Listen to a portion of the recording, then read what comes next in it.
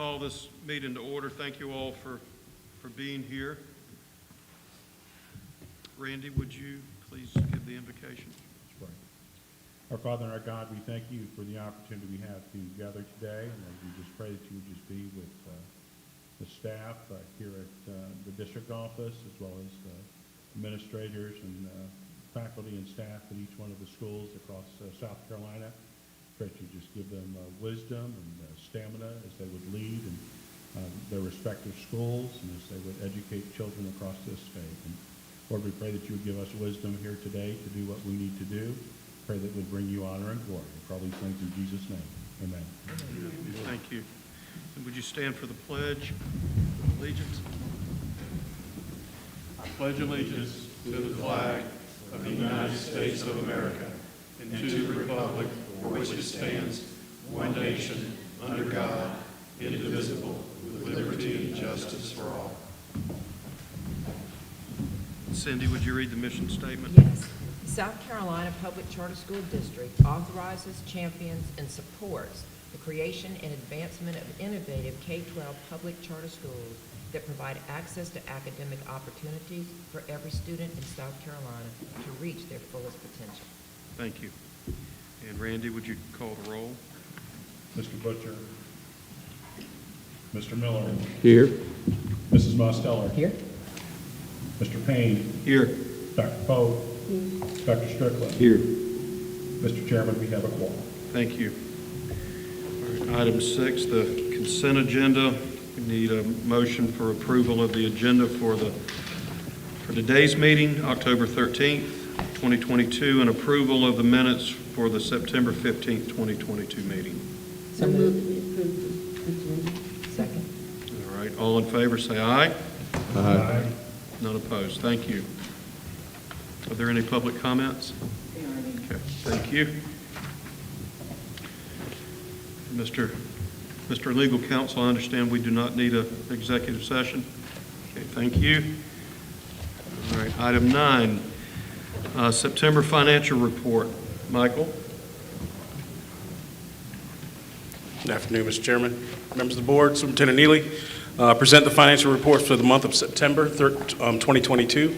After 3 months of operations, we expect about 75% of the budget remaining. We're currently at 78%, so a little ahead of the game there. The first report is district office and school funding as well. Total revenues of $38,288,796 and expenditures of $38,183,961 for a net difference of $104,834. Next report is district office only. You see our total revenues for the month of $300,091 for a total of $883,244. Expenditures for the month $261,486 for a total of $796,338. Net change in fund balance of $86,906 or a remaining fund balance of $1.9 million through that period of month. Next report is district office expenditures by division. Total leadership $316,849. You'll notice that 17,000 other services line there is a little high. What that is payments to schools for SCASA memberships, and we'll recoup that those funds back in later in the year, so that'll go back down. Total sponsor performance $104,588. Support and implementation $162,085, and then financial services and operations of $212,816 or $796,338. Next report is our EIA for the month of September. Our EIA has grown to $179,441, $544.98 for the month of September. And you'll see the next report lists detail of every funding stream we receive on EIA. And I want to bring your attention to our current EIA allocation. You see the graph at the back. We started out in July at $175.8 million. We've grown to $176.5 in August, and this is now reflecting our 5th day count. We're up to $179,441, $544.98. So that reflects our 5th day count. We're at a critical time right now in funding. Our schools will update the 45-day, most of them in October, so that money will increase again for November. So you'll see a slight change in October of increase, but a bigger increase in November on the revenue side, on that side. Mr. Chairman, that completes my report for the month of September. Got just a question or two. First of all, my favorite topic, how's the audit? Yep, I have it in my other report, but I'm going to tell you now. We are on schedule right now, finishing the external review. We had our previous auditor actually external review our trial balance. She's complete with that today, and that will pass on to our main auditor today, the trial balance. Nick, Nick's not in here, but I think we didn't give our trial balance until probably after Thanksgiving last year, so we're ahead of schedule, way ahead of schedule. I do want to tell you, we have 6 schools that reached out to us and said they're not going to meet this Saturday's deadline. So we have a nice diagram to go out Monday morning to our schools to say, get it into us. Did they give a reason why? One gave a reason why about funding with, I think bond referendum, they're working on some stuff and they can't get the stuff to their auditor. The others just didn't give a reason why. And we bumped up the deadline from November 2nd to October 15th this year. So we've still got a cushion in there. We've got a cushion, and we will put our audit in even without the schools who are missing. So we will do that this year, so that's not a problem. Okay. Another question. And I'm just thinking from my work, are you hearing anything from schools as far as their costs going up exponentially because of inflation and everything we find in the economy? Are you hearing complaints about cash flows because materials to do whatever you may be doing? I mean, everything's just out of the roof. I was just on any complaints? Not from our schools. I was just on a webinar with SASBO, which is Southern Association of School Business Officers, yesterday. There is an inflationary factor that's going on with the cost of services. Some are actually putting in caveats and RFPs where the price is this now, and if it changes, it takes so long to close an RFP process. Yeah. So if you're going to say it's going to cost $12,000 now, by the time they finish, they can't come back and increase that price on us. So that's a difficult issue right now. Most of our schools really talk about transportation facility cost. We have the State Department sent out a survey to get facility needs for our schools. I'm looking forward to seeing what's on that because I don't think we never had anything from the State Department side that thorough in the past. But it's a very comprehensive survey of what the school's needs are, what do you anticipate capital needs in the future. And so usually when they're asking for something like that, that means there may be some money down the road, but I'm hoping to get some information from our schools. Okay, thank you. Mm-hmm. Are there any other questions? All right, I need a motion to accept the financials as presented. Motion to accept as presented. Second. All right, all in favor, say aye. Aye. None opposed. Thank you. Thank you. All right, policy subcommittee report. Randy. The subcommittee met October the 3rd. Jonathan and I were present. Cindy was not able to be there, so there had been some scheduling confusion. But we have sent to you, each member board, in both paper copy and electronic copy, draft versions of section 1, which is foundations, and 2, which is board governance of the policy manual. We approved these versions of just these sections of the policy manual for review by the entire board. These have not been approved as a recommendation, but just for review. Our request is that you look these over and return any proposed edits to Marlene by December the 15th. We will send reminders. You can send your edits any way that is convenient to you and easy to read. Track changes in Word or comments written on the paper copies, obviously, is probably the easiest way. We anticipate having section 3, which is charter school oversight, completed and ready for review before the end of the calendar year. In 2023, it's our desire to have 1 or 2 sections on the regular meeting agenda for first reading and then second reading until the complete manual is approved. At each reading, there will be opportunity for the board to discuss and to vote. Ideally, we will complete this process by the new fiscal year beginning July 1st, but quality is more important to us than timing or speed. That is the report of the policy subcommittee. So, Thank you. Are there any questions for Randy before we move on? Just a comment, I appreciate the fact that you give me small things. Kind of like how do you eat an elephant, just one small bite at a time. Okay. All right. Is there an existing, there is an existing policy manual you're rewriting? Is there anything that highlights what's been changed?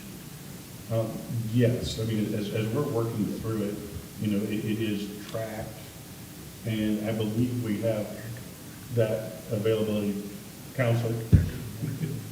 I don't have to have it today, but I just Sure. think it'd be nice to look over and say, what has changed? Be a quick read. Yeah, so if I can address that for you. It is so substantially different Okay. that the track changes document just, it drips red. Understood.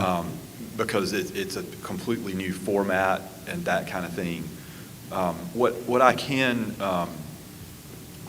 do for you with consultation with the committee is I think what might be easier is to do maybe a bullet point summary of the content changes rather than a track change. And I'd be glad to work with the committee on doing something like that on each one that would sort of point to you the big differences. But it's just such a substantial change. I ran and what Randy was referring to is I actually ran the current version against the old version, and it was unusable. It just is so different that you can't read it. Okay, thank you. That's a good thing. That's a good thing. All right, thank you. And thank you for all of your work. That's not an easy thing to do. It's very needed, but it's not easy, and it's very time-consuming. So, all right, board training, Stan? Thank you, Mr. Chairman. Good morning. Good morning. It's good to be here with you today.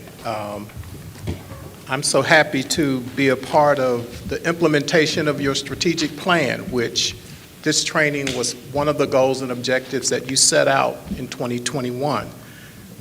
We coined this training micro-learning because in the information age, we get a lot of data, we get a lot of things. I know you were talking about your policy manual, thick, a lot of data, a lot of information, a lot to read.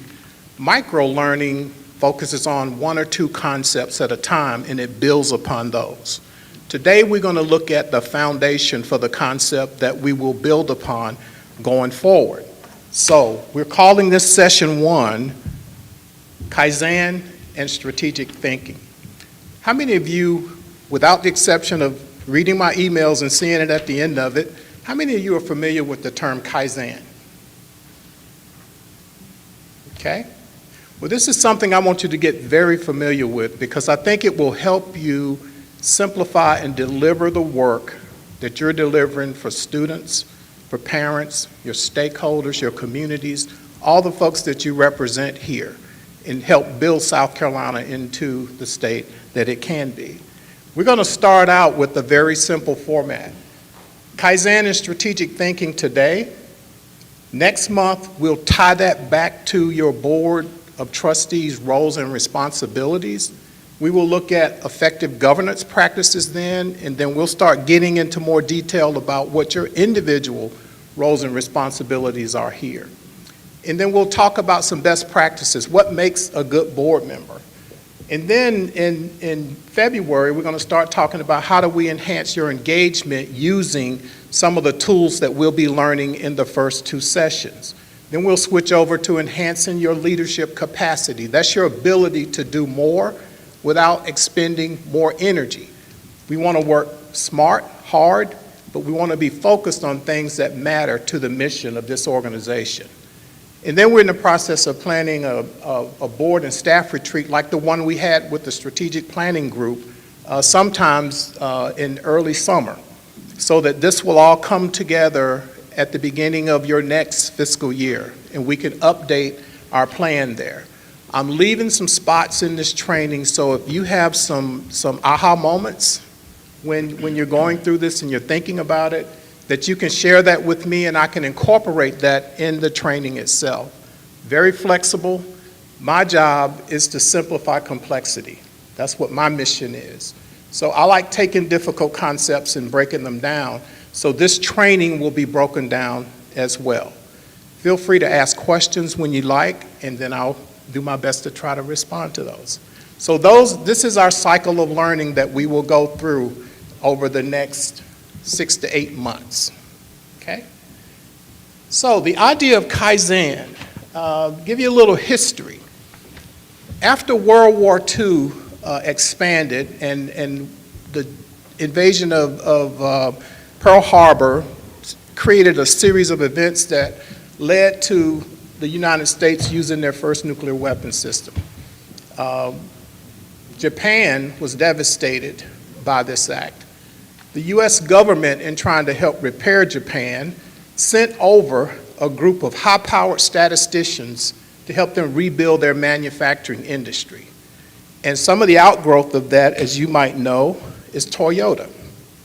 Toyota's a leading company in the world in building automobiles. Toyota got an opportunity to work with one of the geniuses from Detroit by the name of Dr. Edward Deming. Deming was a guy who knew how to simplify complexity.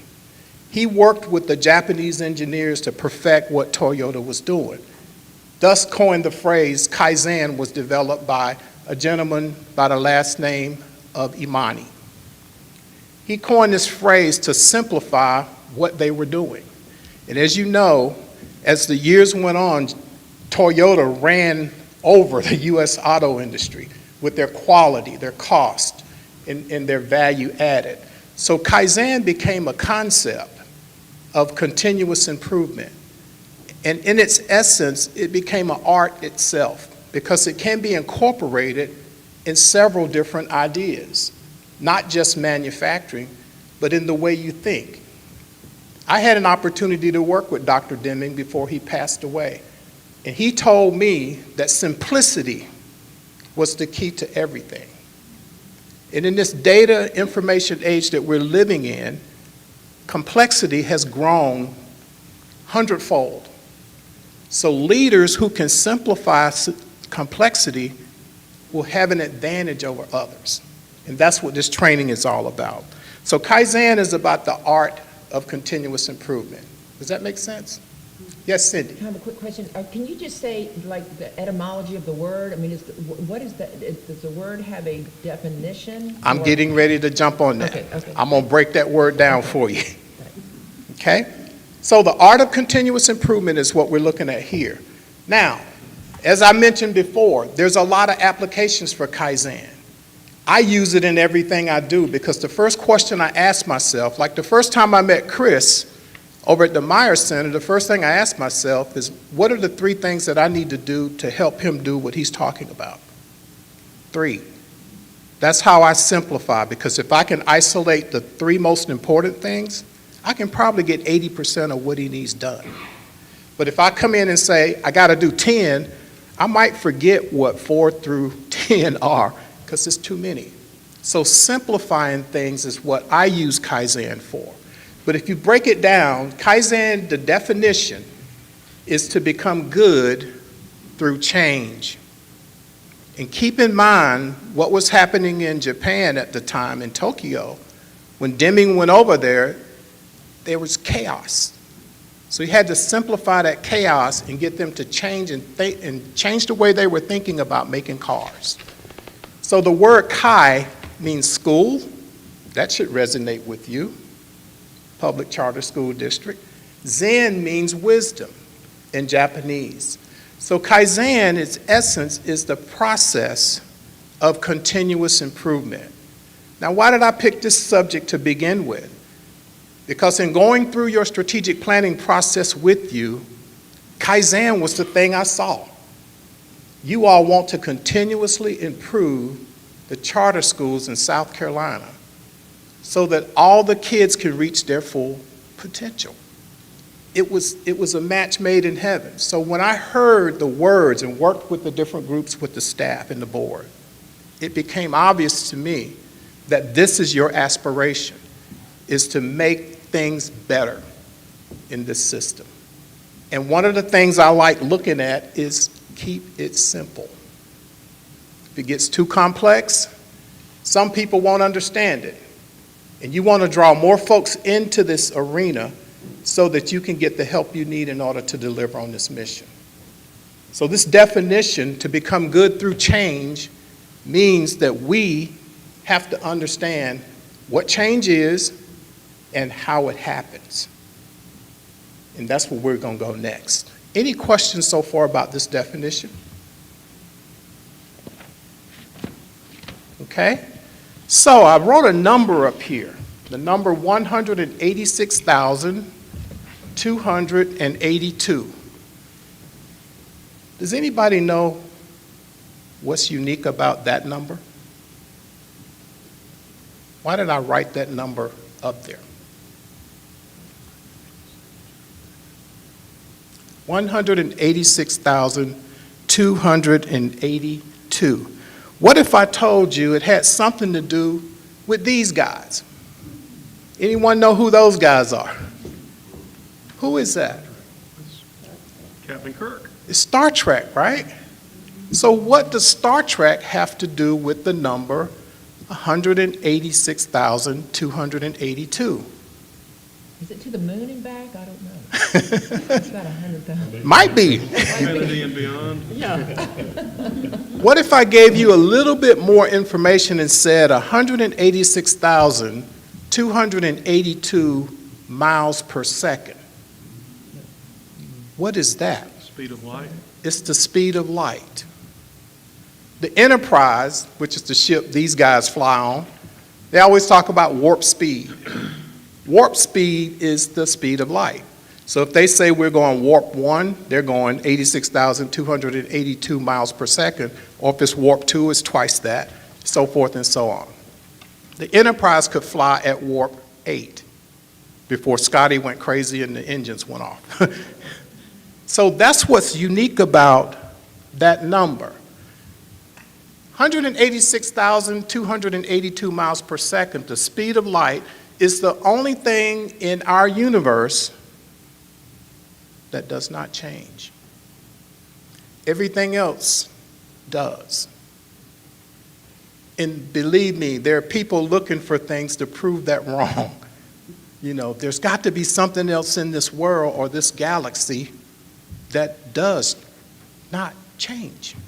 They haven't found it so far. Speed of light, no matter where it is, travels at the same speed. So, coin the statement, if change is inevitable, which that's the only thing that's consistent, if change is inevitable, then we, as leaders, as folks who are out in front of processes and procedures and policies, should understand change. Because how many of you heard the statement, people hate to change? Is that really true, or do they hate going through change? So a poet once said, if change is inevitable, then we should direct ourselves to change instead of continuing to go through change. In order to do that, we need to understand how change happens. So here's some facts about change in Kaizen. Growth, personal growth and development requires you to change. You got to go from where you are to where you need to be. Anything static, which means there's no motion, that's an engineering term we always use, static and dynamic. Static means stationary, no motion. Anything static and unchanging cannot grow. Change happens to everyone. And this is the hard part for a lot of folks. People don't like change, you heard that? Well, it's going to happen anyway, whether you like it or not. So let's understand it and prepare for it. Because what you're trying to do here is to change something that needs to be changed. And you're well on your way to doing that. So let's break it down so that we can help everybody understand it. Movement, change is a necessary ingredient for progress. If we're not moving, we can't make progress. I read your plan. You want to make progress. So you have to create movement.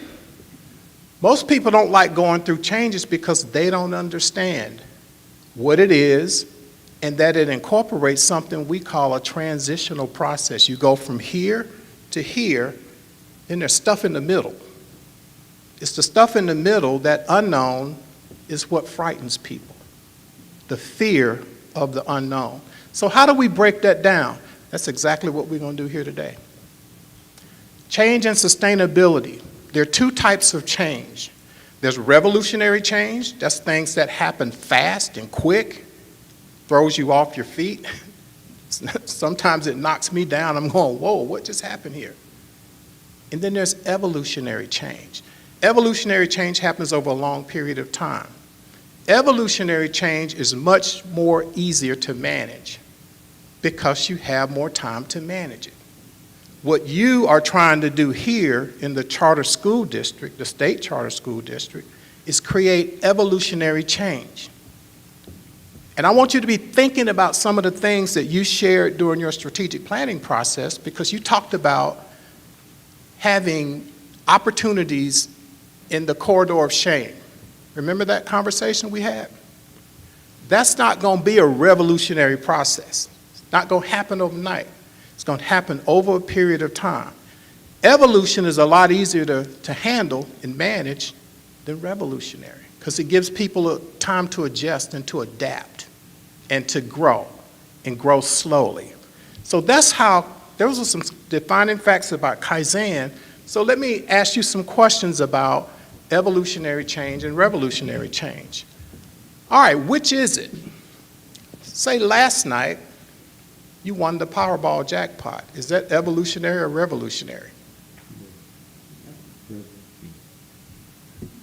Say again? It's revolutionary, but could it also be evolutionary as well? How could you make it evolutionary? Plan for it and happen over time. Thank you. You got to plan for it.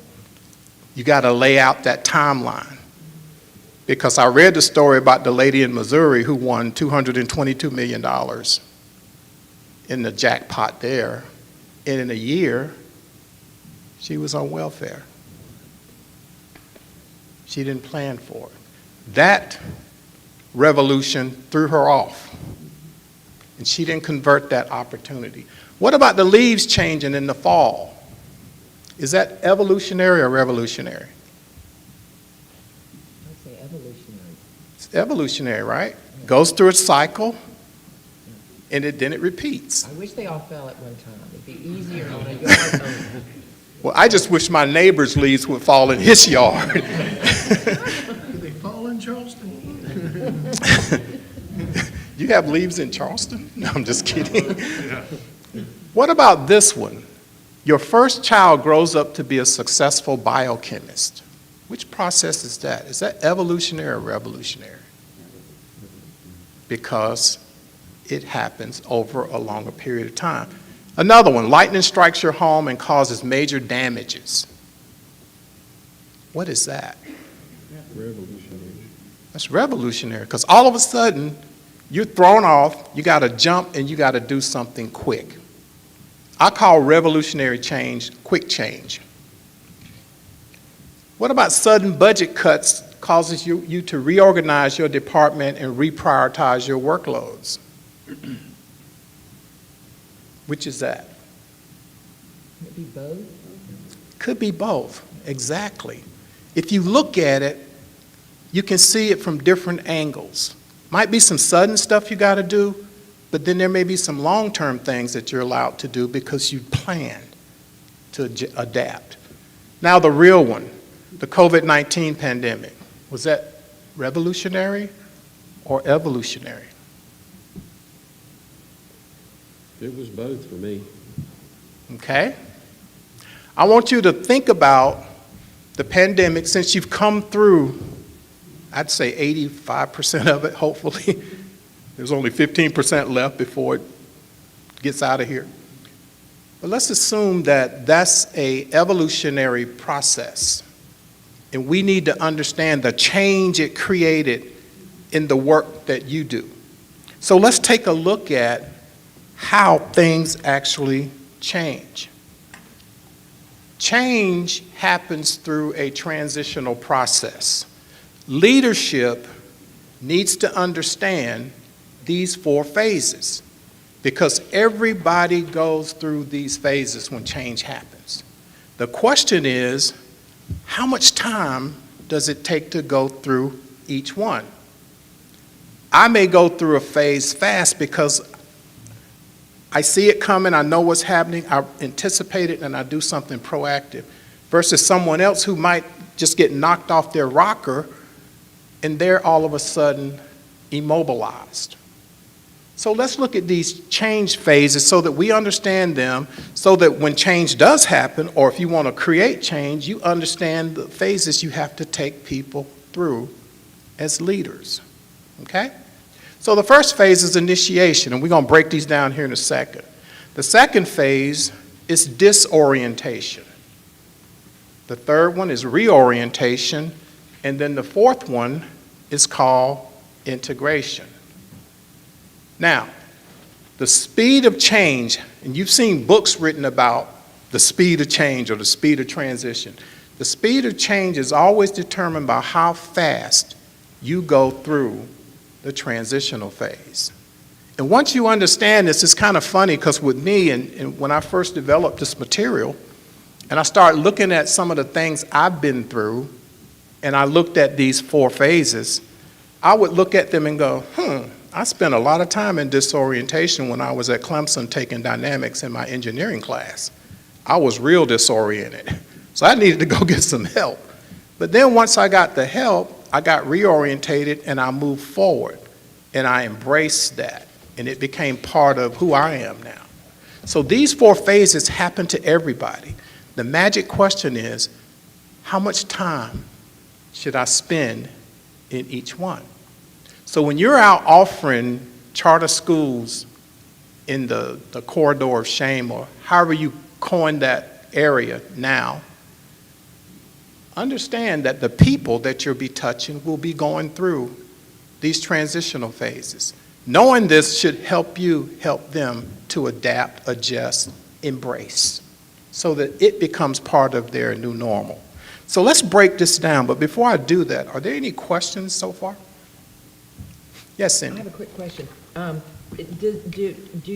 this paradigm, do they ever talk about trying to avoid devolutionary change? You mean going backwards?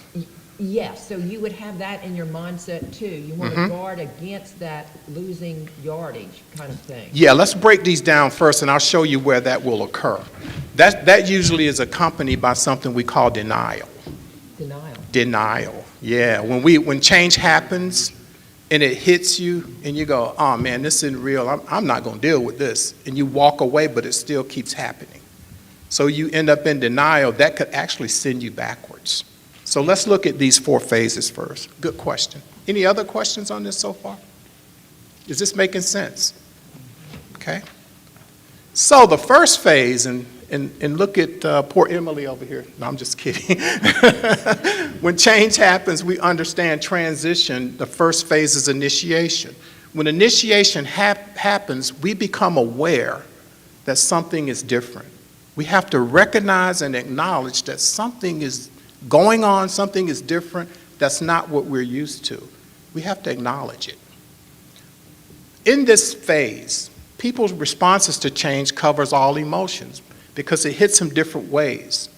A group of people can become polarized by this, all these different expectations, because they don't have the same understanding of what's happening. And this creates an opportunity for us to go in different directions if we don't understand it. This is the phase people don't like, this one and the next one. But think about when COVID happened. What happened in these offices when COVID happened in phase 1, when it was initiated? What was the reality here? What did you experience? Different ways of communicating. Finding different ways of communicating. Okay, talking to each other. Okay, Disruption. disruption, okay. Yes, I think we also experienced the entrepreneurship of the staff, because all of a sudden, they played an even more critical role in the organization of the showing upness of students to schools and the tracking and everything. So I thought it was an amazing watch to see what they did and how they scrambled quickly with the education goal in mind. I thought it was very impressive. and I think that evolved over time. But initially, when COVID first hit, you had some disoriented people. You had some folks going, what is this? What's going on? And you had folks that were completely shell-shocked because we started shutting things down, or we started trying to figure out how to address these things. So in the initiation phase, it can create a lot of confusion because you got a lot of emotions. But then comes the next phase, disorientation. This is when you struggle. This is when you go, okay, this is new. How do I deal with it? Because I think what I thought I knew won't work in this new reality. There's confusion and a lot of questions. This phase can be overwhelming to people. And some people can lose their focus and completely shut down because, boom, they can't handle it. They lose confidence and enthusiasm. And this is completely normal. It's normal for people to feel like this, but they don't know what adjustments to make. That's why leadership is so important, to understand this and that this is normal. Denial creeps in during disorientation. And when that happens, you can go backwards. You can regress. You can become a negative contributor, actually. So that's a problem in an organization. And if we don't understand that, when change happens, we can lose people here. That makes sense? So once you get disoriented, what type of disorientation did you see here in this phase? When COVID hit, what was some of the characteristics of disorientation that you saw? Fear. Fear. Fear of what? Fear of medical consequences, fear of spread, fear The of unknown. a monster we The can't unknown. see. And, The unknown. yeah. Absolutely. We didn't know what we didn't know. Well, and the news didn't help. They confused everybody, Stoked didn't the they? flames of fear tremendously. Absolutely. And so we got to get some facts to get out of disorientation. And let me just share this with you. This is the phase where I think leadership is critical. When people get disoriented, that's when you go up to somebody and say, hey, look, I don't understand this either, but we got to figure it out together. We. Then you know you have a partner, a collaborator to help you with this stuff. So during this time, we can lose good people. I saw people walk out the door because they were disoriented. I'm not going back to work. I don't care what they say. I'll quit. I heard people say that because they couldn't handle the disorientation. So leadership has to be aware of that so that they can get people to reorientation. During reorientation, you start getting some of the facts, you get some of the knowledge, and you share it with people so that they understand that we're addressing this, we got a plan, we're trying to get something done. It increases a sense of clarity and control. Now you can identify issues and priorities, and people start gaining their confidence back. This is the part of the change that you want to start incorporating. You want to get people to reorientation. See, leadership doesn't have to take them through all 4 phases, but they got to get them here. If you get them here, then their own brilliance will come back. Their confidence will come back, and then they can start doing what they know how to do with your guidance. Okay? Does that make sense? So once we get to reorientation and we go to the next phase, which is the one I really like, is integration. That's when new energy is created. That's why when change happens, leadership can grow. And I challenge you to look at any environment that you're in, from church to school to work. When change happens, you'll see some people will step up. They will step up and say, I got this, and they will lead. That's when leadership starts emerging out of this chaos that we had. And that's when you can identify your next generation of leaders. So they get new energy, they get a clear direction, smooth sailing ahead.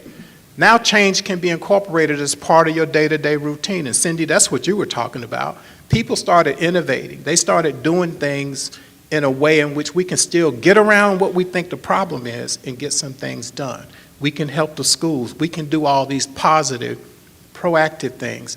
That's what Kaizen is all about, continuously improving these things so that we can get back to growth and innovation. Any questions about this? Yes, I have a question. The cognitive awareness of these, I think, realities, do you find therapeutically, and I mean operationally therapeutically, that allows a person to realize this is what I'm in right now, and it's a catalyst for moving forward? absolutely, That absolutely. knowledge is like that. And my job becomes, when I'm observing and have been asked to help, that's my observation. Where are you in this transition process? Because I need to know that so I can help you get to the next stage. You may be all over the place, and I'm going to listen to you with 2 ears and let's talk with 1 mouth. I'm going to listen to you so I can figure out, where are you? Where is that person? So that then I can come in and say, Kaizen, here are 3 things let's do together. So you're not in this by yourself. You help people move through those transition phases. The fear that we talked about earlier, and I have my own definition of fear, FEAR, false evidence appearing real. It's in your head. If you can eliminate that, you can move forward. And a lot of times we don't help people move forward because we are fearful as well. But if I can find somebody just as scared as me, and I didn't serve, and Chris, you probably can relate to this, I didn't serve, but if you're in a foxhole with somebody, they just as scared as you got an ally who can help you move without being lonely and doing it on your own. You synchronize, you collaborate. And that's what this is all about, is helping people to get to that place. Okay? So when we look at these, the question becomes, how do we get to the reorientation phase so that we can integrate this into the way we do business? So when you look at these new insights I just gave you, consider this. Now that you know this, and if you incorporate it into your thinking, how can knowing this new information about change and transition help you be a better board member? Because that's what this is all about, is growing your capacity to lead. And did you learn anything new from this that might help clarify what your role is going forward? Any comments on that? Yes. I think probably one of the most beneficial things early on is this whole disorientation, to have cognitive awareness of that. And actually, as you're talking, I have struggled with the fact that I lost my dog a year ago, and I realize when I'm hearing you speak that there was a time, because I couldn't get answers from vets, Right. I had disorientation. I didn't know where to go, and I needed to realize to get beyond that and go somewhere. Go Absolutely. somewhere else. Take that action. So it's kind of sad but therapeutic for me to hear you say this, and it seems like that's an area that we can most quickly say, I'm in that. Right. I need to get out of that. And when you are in disorientation, or you recognize that one of your colleagues is in disorientation, the first thing a leader would do is, what information do they need to settle so that I can move them to the reorientation phase? See, that's the micro strategies. It's what are the 3 little things I can do to help this person? First, I got to calm them down, and maybe I need to answer a few of the questions if I have the answers. If I don't, I need to tell them, I'm going to find those for you. And I'm one of those people, I don't know everything. I am very comfortable saying, I do not know, but I will go find out, and I'll get back to you. That comforts people a little bit because they know someone else is searching on their behalf. So when we get disorientated, we have to help people move through that. And that is one really good sign of a strong leader. A strong board does that with an organization. They move them through these stages so that they can help them get their groove back, if I could coin a music phrase. Let's get the groove back so that we can get back to getting things done. Okay? So that is what Kaizen, change, transition is all about. The second concept we're going to look at is strategic thinking. But here's something Mark Twain said that kind of fascinated me when I was working on this a couple of weeks ago. You can't depend on your eyes when your imagination is out of focus. First time I read that, I went, what in the heck is he talking about? And then I thought about it.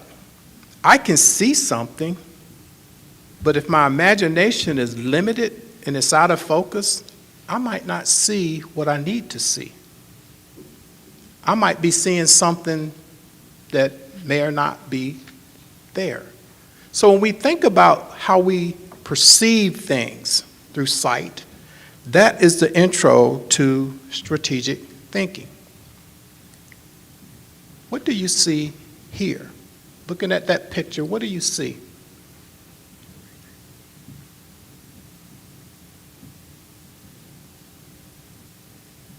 What do you see?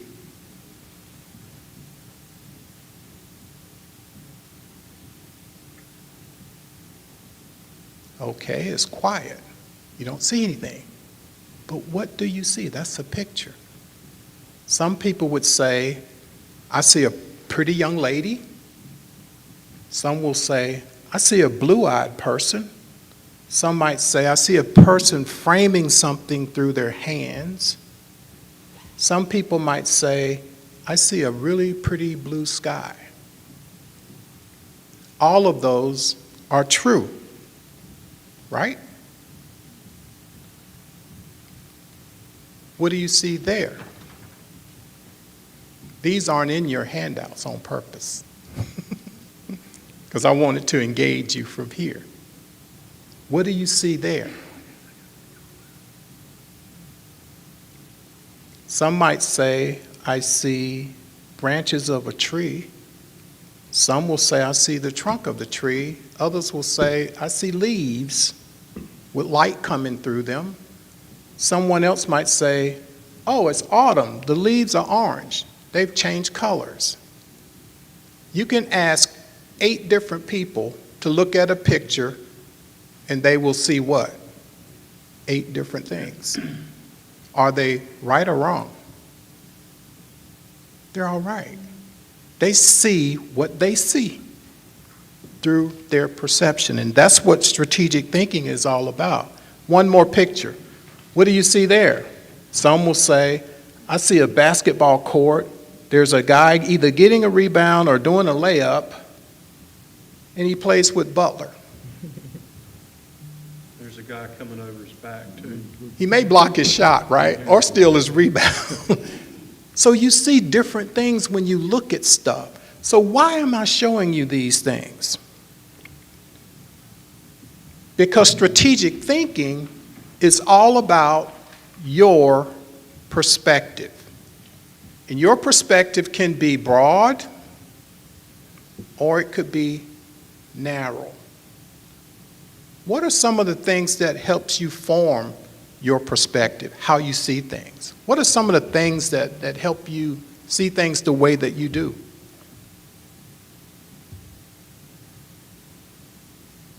Your background, your education, your experiences, your beliefs, your engagements with different people. All those help form your perspectives. So you can have a broad perspective or you can have a narrow perspective. Your perspective is always going to be based on your personal perception or your point of view. And why is that important? Because when we look at strategic thinking, we are looking at things either from the top down or from the bottom up and everything in between. Now, why is that important? Because each of those paints a different picture. And sometimes when we're deliberating or we're having a conversation, we need to understand from what perspective is this person talking about? Okay, if I'm talking to a parent about their child and their child has had a different experience than all the other kids I've ever met, I need to understand their perspective. Because if I don't, will I be able to help them? No. So we need to understand strategic thinking. Strategic thinking is about your point of view, and it's important that you recognize it also incorporates relationships, complexities, and implications of a situation. It anticipates possibilities and plan on what you're going to do about what you see or you perceive. It's an attempt to develop a best guess of what you're looking at. So when you're a board member, let's break this down so that you can see what I'm talking about here. This is what your perspective looks like right now. You got the South Carolina Public Charter School District. The broad perspective would be what? The State of South Carolina Charter Act. Why is that the broadest perspective? That's the law, right? That's the law. That's what created this. From that, you have the Board of Trustees, which is you. From there you're going down a little bit narrower, you got the district office. You want to go deeper, you got charter schools. If you want to go even deeper than that, you got individual charter schools that all may be different. You see what I just did? I'm going from here all the way down to the smallest. You can take this as far as you want to, but I want to get to the part that says my role and responsibility. So your perspective on these things, whether it's broad or narrow, has to be based on your personal perception or your point of view. This forms the lens through which you see and understand things. Let me give you an example. If I were to ask you a question and you picked a perspective, well, I'm going to answer that as if I'm a Board of Trustee member. Or I'm going to answer that as I'm an individual. What kind of responses do you think you'll get? Different ones. So when you look at roles and responsibilities, it plays into this. Always understand what perspective you're looking at, you're looking through, so you can see where you are. You may be talking to somebody who's up here, but you're down here. What needs to happen? You got to move. So you got to have a conversation and understand what each other's perspective is. Strategic thinking is about getting on that same page so you can get something done. But what if I'm engaging you at the Board of Trustee level and you are at the charter school level? You're up in Greenville with one of the charter schools there, but you're coming at this from a board perspective. You need to break it down so that you see how those are linked, how they fit together, and how you can add value to that. You see where I'm going? This helps define your role and responsibility. And the work that you saw last month that Eric presented during the orientation is integrated into this thinking. So always know from which perspective you're speaking. Used to go to meetings and people would say, well, from a parent's perspective, da-da-da-da-da. Then from a school principal perspective, it's something different. How do you get on the same page? We got to have that kind of conversation. And that's why it's important to understand that Kaizen simplifies things. Strategic thinking allows you to understand from what perspective you're understanding where someone is coming from. Questions about this?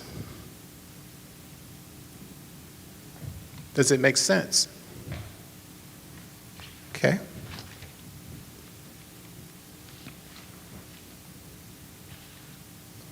So when you look at these two models I've just given you, one for Kaizen, one for strategic thinking, you can always ask yourself or ask someone else. I always like doing this because it clarifies and simplifies things. I don't hesitate to ask somebody, from which perspective are you looking at this? So I can understand where you're coming from. Once I understand that and you understand where I'm coming from, we can get on the same page and get something done. What happens when we don't get on the same page strategically? We end up in some chaos or misunderstandings. And that's not what you want when you're trying to be proactive and you're trying to get things done. So I want you to be thinking about this going into our next session. and I'm gonna shut up here in a second and let you ask any question you'd like to. But I want you to be thinking about your role and responsibility as a Board of Trustee member. And go back and look at the 3 sheets that Eric gave you in the orientation and incorporate this thinking into what he shared with you. Because what we're going to talk about next time is roles, responsibilities, and how we can simplify that so that you all can get done what you need to get done. Y'all are doing a great job right now, okay? I want to make it a little easier for you to do even more. Any questions?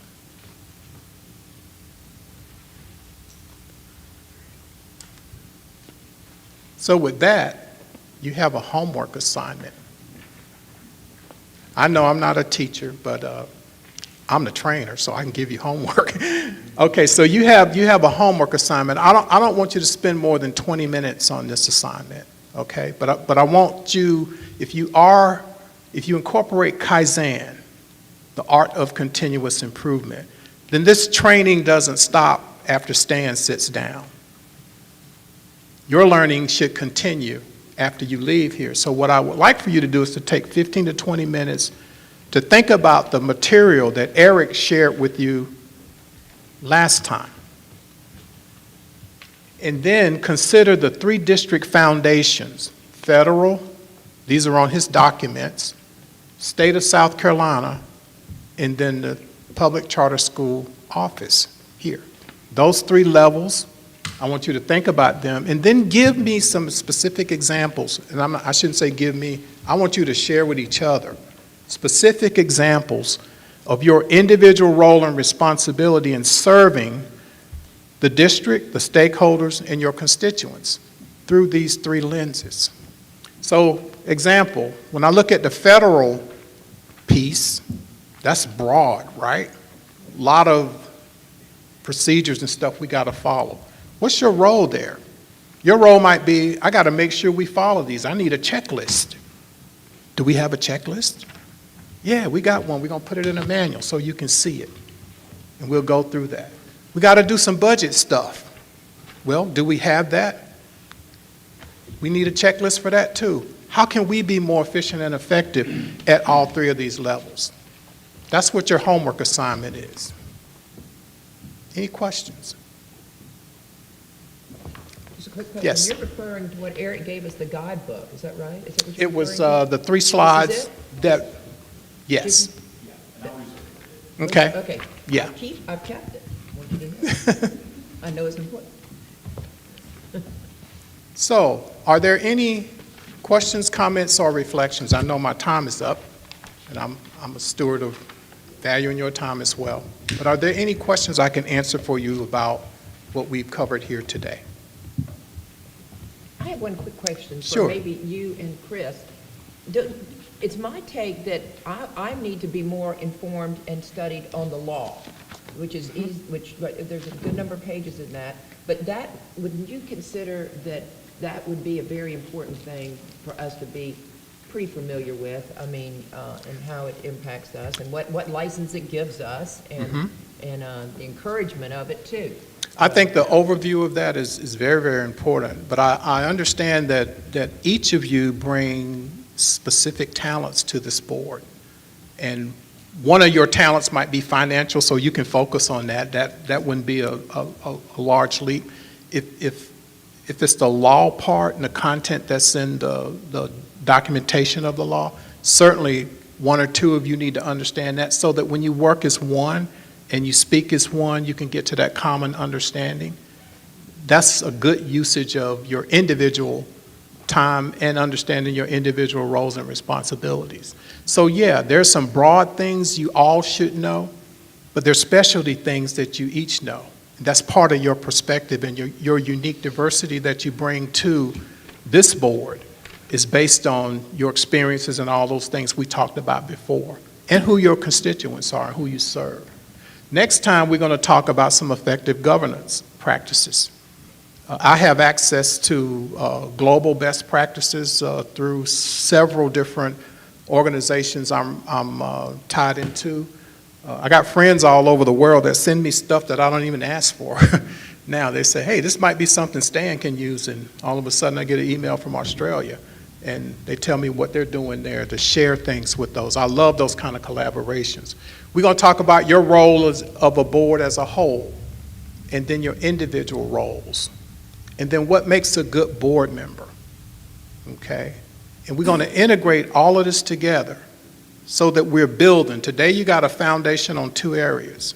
We're going to build on that going forward, okay? No questions? Thank you, Mr. Chairman. I hope this is something that you'll find useful. Appreciate it. Thank you, Stan.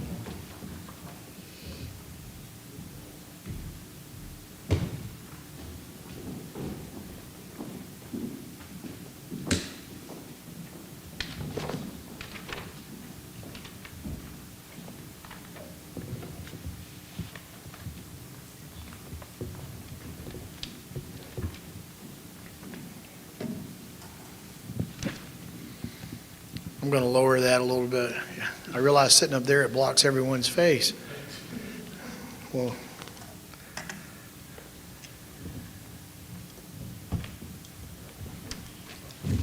so good morning. It's good to be with everybody. Stan, I tell you, I learn something every time I'm with you. Even if it's a formal setting where we're doing training, or if it's just a conversation, or even an email, I feel like I learned something, and I think this district has really proven that we do really believe in Kaizen. I first heard about Kaizen when we were at the Meyer Center, and that was the first time I'd ever heard the concept of really continuous improvement. And we want to be a school district of wisdom and in continuous improvement, because change is inevitable, and we've seen that the last couple of years especially. And I think this district, our board, and our team have really demonstrated great resilience during continuous improvement. And there's a lot that can be learned from that. A lot of great things have been going on the last time we met. Of course, we had the Kids First Conference 2 weeks ago. I want to thank Dr. Pope and Dr. Strickland and our chairman for participating in the Kids First Conference. We're going to do this every year with our friends at the Charter Institute at Erskine. And if you can, we always just would encourage you to try to make one day of that. I think this conference, we've kind of fine-tuned it. There was just so much energy and collaboration. You could just feel it. I mean, it was real. And I think there were some really good breakout sessions, lots of great learning. In fact, there were lines to get into the breakout sessions because there was so much interest about the topics of discussion. We want to make sure they're relevant to our school leaders, to make sure that them and their boards take information back that can be executed back at the school level. So Chris, again, I just got one question. When do we get the automatic sparklers so when we speak it yeah, we fireworks? might have to contract with Mr. V. He's into sparklers. Every time somebody. And I would say that if Mr. V was here, he might be watching. Sparklers that shot Yeah. flames up in the air. Yeah. In fact, when we had our legislative panel, our legislators were up there and they didn't get the sparklers, and Senator Bennett said, well, why didn't we get our sparklers? And then they shot them off. And anyway, we love to do things like that. So, but it was great. And then of course we got to feature our Teacher of the Year, Juliana Smith, and she got to ride in with Megan, who was the Teacher of the Year at Erskine. We celebrated them in an entrance, and we want to continue to do that. A few things of note that I just wanted to comment on that you've already heard. So, you asked Michael about the audit. We've been communicating, all year about these deadlines. We're not going to slap them on the wrist this week if they don't get them in by Monday, but they are going to get a reminder. November 1st is the drop dead date. We do recognize that there can be some circumstances, but if the school audits are not in by November 1st, there will be a corrective action letter sent out to them, and we will proceed with having our audit submitted to the Department of Education on time. It will not be late. And any school that doesn't comply with the law and doesn't comply with the deadline, it will not be included in our audit, and it will be noted in the audit. We're going to comply with the law. We're going to do the right thing. And if schools are having trouble, then we'll work with them to see if maybe we can find an auditor that can comply with the law and help them comply as well. So we take that audit very seriously. We've made so many improvements over the last 3 years, and we're going to continue to do the right thing there. We participated yesterday, so Green Charter High up in Malden, they opened up this fall, and they took over what was a former Samsung call center. And as I said yesterday at their ribbon cutting, they have a new calling, and that is they're now putting kids first in Malden and giving more families an opportunity to continue their education. Malden, that area of Malden where that call center was, many of you have passed it going into Greenville. There's the Spectrum corporate office right there on the right as you're going up 385, and it's just kind of behind there. But Malden was rated one of the top cities in America just recently. But there's just great development going on there. So really, Green was very strategic about putting that school in before the growth really explodes. And so what a great day we had yesterday. And so I just appreciate the Green board and Tom Cronin and his executive leadership team. How we have seen things change there just in the last year, really, compared to where we were 3 years ago. So that was an exciting day, and it was good to see our politicians. Representative Gary Smith was there. We had the mayor of Malden, the Chamber of Commerce president. It was a packed house. It was a good day. And then today, Emily Baker can't be with us because she's representing all of us at Polaris's ribbon cutting down in Ridgeland. So very excited about what's going on down there in Jasper County and with Polaris. Just a few updates, and you're aware of some of these things, but I just want to give a few updates publicly on this. We did receive 2 requests for transfer from 2 schools, Eastlink Academy and Charleston Advancement Academy. They had both submitted requests for transfers last year, but they didn't meet the October 1st deadline. So the board will get a recommendation and report from the staff, and you'll need to deal with that issue next month. So we'll deal with that at that time.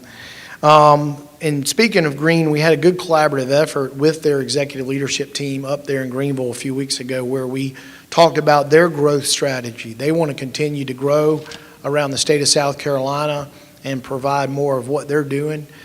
So we're going to continue working with them on that. I'm looking for one of our charter schools who would be interested in opening a high school here in the Midlands. I think we need more opportunity. I've talked to the new base commander at Fort Jackson, General Kelly, just a couple weeks ago, and his boss, General Klein, and they're very interested in doing what we're already doing with Palmetto Scholars down at the Charleston Air Force Base, and that is put a charter school maybe on Fort Jackson. They are having trouble getting some of the top Army personnel to want to come to Columbia because they're concerned about the schools here. So General Kelly said, look, let's meet, let's talk about this. So that's very exciting. And of course, that has been something Governor McMaster has asked me to pursue, is how can we do more for our military families where we have these strategic bases. We don't want to get to the point where in the Congress, when they have these BRAC commissions and they say, well, maybe we need to move Shaw Air Force Base somewhere else. We don't want that to happen. Those are great assets, and they bring so much economic stimulus to our state, jobs, and they boost up so many of these communities that really need those jobs and so forth. So we want to be a solution on the education side. We presented our budget last week to the Governor's Executive Budget Office. As you know, that's a unique opportunity for our charter district because we're the only one that does that. So we get to carry the voice of school choice and charter schools before the Governor's Executive Budget team. It was a great presentation. We went in thanking them for the great funding formula that we received this year and the additional money that we've seen. We also wanted to just remind them again on all the support they provided us during COVID. The $9 million and gap funding that we received, but also the gear money that was received, which was another $9 million. So very appreciative of Governor McMaster and his team and the General Assembly for what they've done. In terms of ask for next year, we're really not going in with any direct ask next year. They know that there need to be a few fixes to the funding formula. There's a few little minor things they need to fix. And there's a few other things that are education related that I think will be brought up. But in terms of district-specific ask, our ask is, look, just continue to support the funding formula and thank you. We're very appreciative. You don't need to go in every year and ask for big things. Sometimes it's a good thank you works well. We recorded our first Kids First podcast. We'll start to air those the week of October 27th. Those are exciting. We'll record our second one today after this board meeting with our chairman. And we're going to sit down with policy leaders, school leaders, students, teachers, and members of the board, because I'm going to have a conversation with all of these folks about what is your why? Why do you want to put kids first? Why are you interested in public education? And so give people a voice on that. There's really not an active charter school podcast in America, believe it or not. And so it's an opportunity for our district really to have a voice in the state about school choice and the work that we're doing, but also give our schools and our school leaders and our teachers and students a voice to say, hey, here's why I want to go to a charter school. Here's what it's meant for me in my life. So we're real excited about the Kids First podcast. We're still doing the radio show every week, and that's been a hit. And we're now taking the radio show. We can tape bites out of it, and then that creates all kinds of social media posts with all these great words of wisdom that we get from our school leaders. Since we last met, we had Meta Bowers was on there with the Meyer Center. We had Robbie Compton on with Riverwalk. We had our National Alliance on from Washington, D.C., and they gave us really a good national perspective. And then Josh Trahan from Fox Creek was on. I'm just impressed every week with these school leaders. We want their local story told, and so we want to continue to do that and promote them. A few weeks ago, we met with Patrick Kelly from the Palmetto State Teachers Association. They were very supportive last year of the funding formula for charter schools. And so, anytime we can find alignment with organizations on issues that we care about, we want to meet with those partners. And so, we're very excited to talk about issues and ways that, they can continue to embrace the things that we believe. So we appreciate that. And then I told Dr. Pope, well, we're going to be participating again in her conference this year in January. We're going to be a sponsor, and we're going to have a career booth because, our schools, many of them are struggling with finding good quality teachers and educators. And so, we find that partnership to be very valuable to us, and it's a chance for us to give more educators and black educators in South Carolina an opportunity to know more about charter schools and the opportunities that exist in our schools around the state. We've got some renewal schools, so good news. All the schools that are up for renewal have all come back and now said that they are going to renew. That would be Bridges Preparatory, PD Math and Science Technology, Greenville, and Midlands Middle College. So we're very excited. We have a new streamlined process for renewing schools, so we're going to make it easy. And so there'll be those reports coming to you here in the next couple months, and then we'll be voting on renewals. And then just a few things. Please keep the Riverwalk community in your thoughts and prayers. As you know from the email earlier this week, we had lost a student there, an 8th grader, and just please keep that family and that entire community in your thoughts and prayers. Robbie was on the show Monday after this happened, and they've had service dogs. They brought in counselors from some of our other charter schools in the area up in York County, York Prep. So everybody in the community really came together behind to support the family and the community. And as Dr. Pope and Dr. Strickland both know, when things like that happen, it's hard on the entire community. And so just keep them in your thoughts and prayers.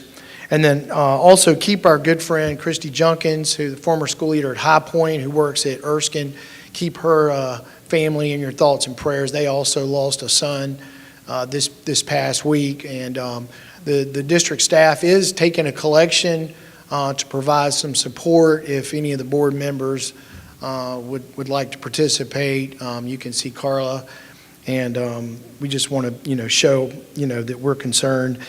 And then we want to continue to be engaged in policy both in South Carolina and around the nation, and we've become a part of the American Enterprise Institute Policy Forum on Education. So it's a good forum for us to be able to hear what's going on around the country when it comes to charter schools and innovative solutions when it comes to school choice, but also to share the great work that we see in our schools and what's going around the state. I'll call on Eric to come up real quickly to talk about a legal issue and just give you a brief update on that. Thank you, Chris. This is actually an issue of support for schools. Some time ago, you all approved me to go represent Compass Collegiate in an appeal from the denial of its application to Charleston County School District. You all may remember that Compass Collegiate applied to both this district and Charleston County School District when it wanted to open as a school. Charleston County denied the application. You all approved the application. And for a variety of reasons,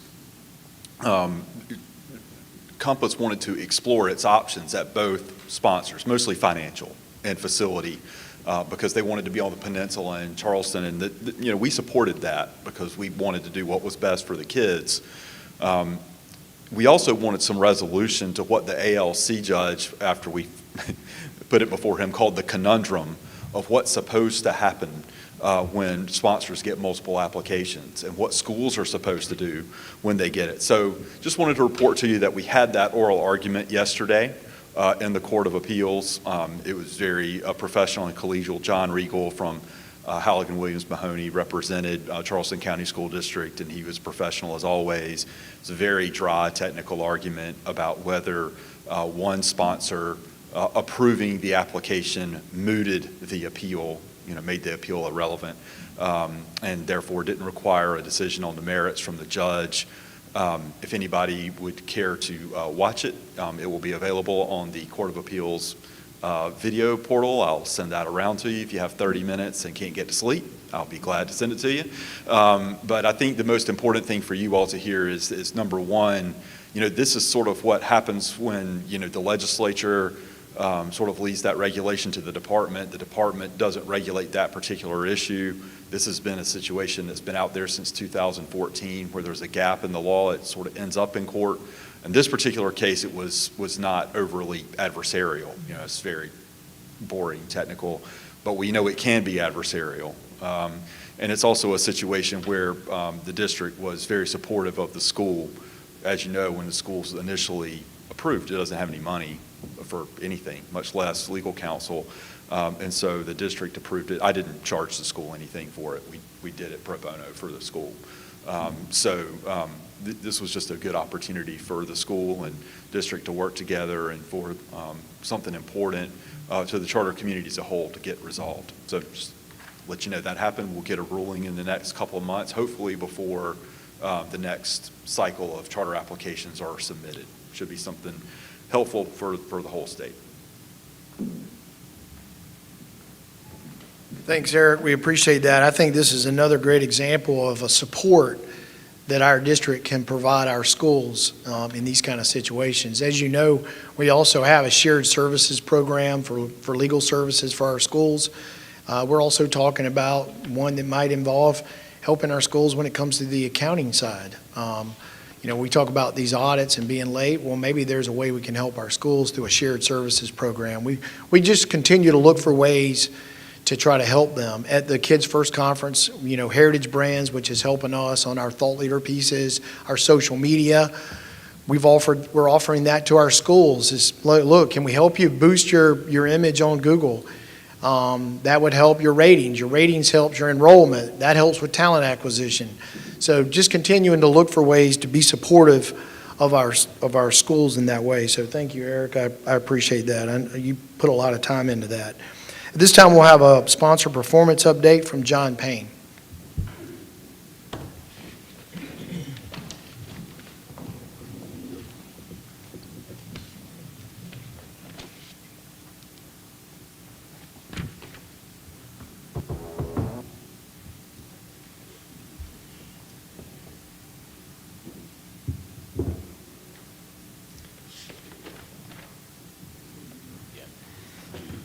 Good morning, Mr. Chairman, members of the board, Superintendent Neely. I'm going to give you a few updates on sponsor performance. The first thing I'd like to point your attention to is in your packet you should have a document that looks like this. We thought this would be a benefit that you might want to just have and be able to consult.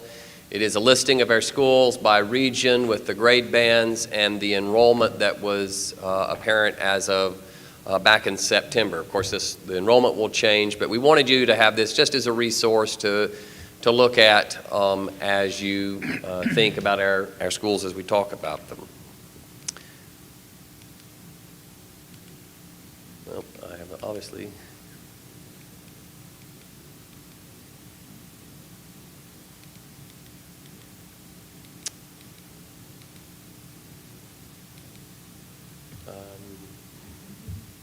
I apologize, technical difficulties here.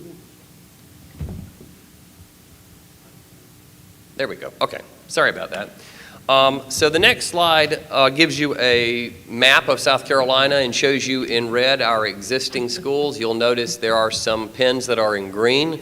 Those pins are reflect the schools that we just approved this past spring and will be opening or queued to open, we hope, this upcoming next school year. Currently, we have 38 schools in our portfolio. Our enrollment, which is not our average daily membership, but enrollment, the number of children in seats, is sitting back in September at about 17,647 students. And you can see roughly half of the students in our schools are students who live in poverty. We also provide for you a breakdown of the demographic makeup of our schools, with about 53% being white Caucasian students, 28% being African American, about 9% being Hispanic Latino children, and the remaining balance to be the other race and ethnicities that are reported. All right, now let me try this one more time.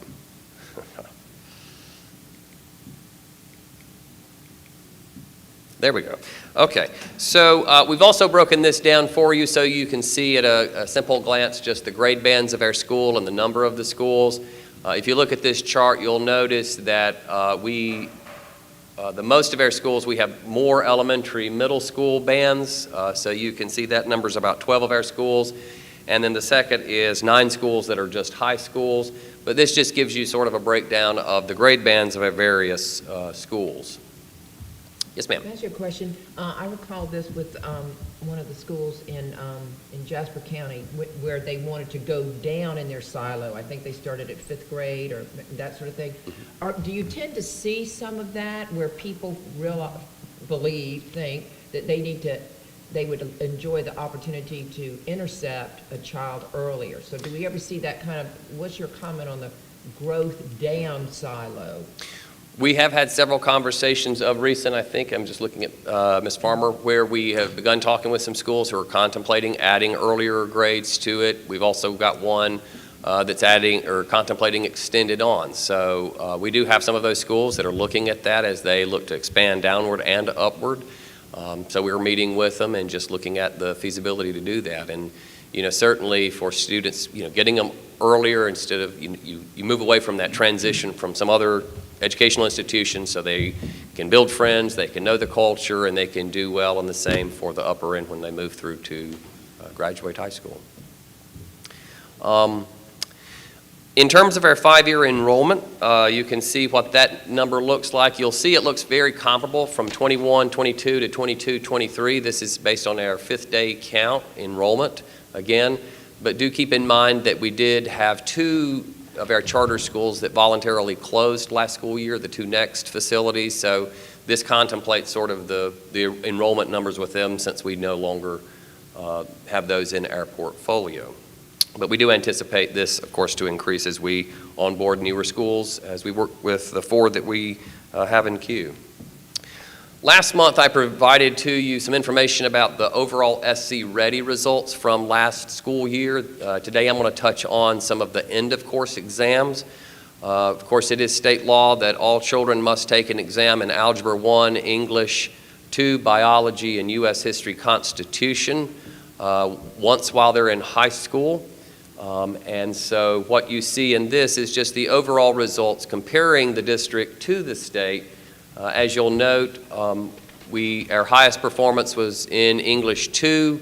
Coming in at a second was Biology, and then Algebra and U.S. History Constitution. As you'll note on this slide, and this is the percent of students who got a C or better on the test. The way these tests are graded are just like old high school tests, A, B, C, D, and F. And C or higher is the standard by which children are considered proficient or counted for the report card purposes. So as you see, we outperformed the state, but also as you see, we still have, as I shared last month, more work to do in getting more and more students up to that level of proficiency. When we look then at our key subgroup performance, so SOC stands for Students of Color, SWD means Students with Disabilities, and PIP are Pupils in Poverty. So this breaks down for algebra, the performance of these subgroups for our district compared to the state. Again, you'll notice for in all 3 subgroups that we examined, we're outpacing the state, but again, needing to get those overall high both for us and for the state.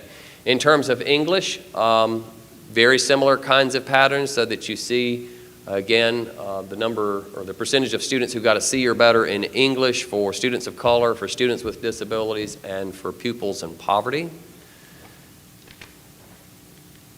Biology, much the same thing. So you'll see that same kind of pattern, particularly, funnily enough, if you look at students with disabilities who took biology, our students scored over 10% higher, or 10% more of our students scored higher than the percentage who got C or better at the state level.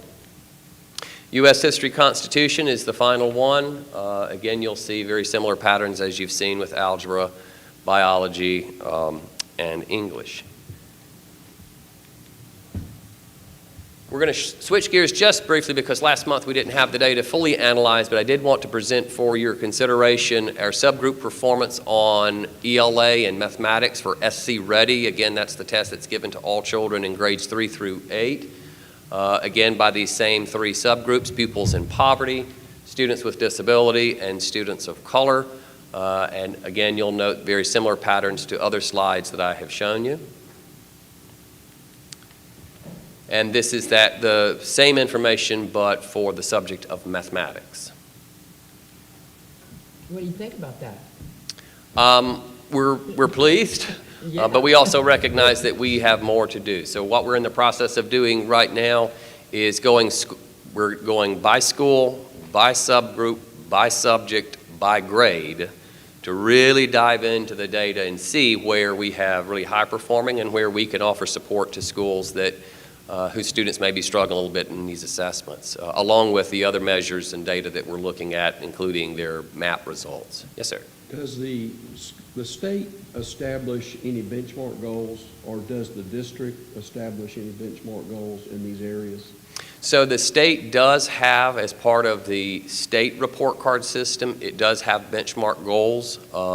We will know a little better in terms of our schools where they're meeting, where they at in relation when the report cards are released on this Monday, October the 17th.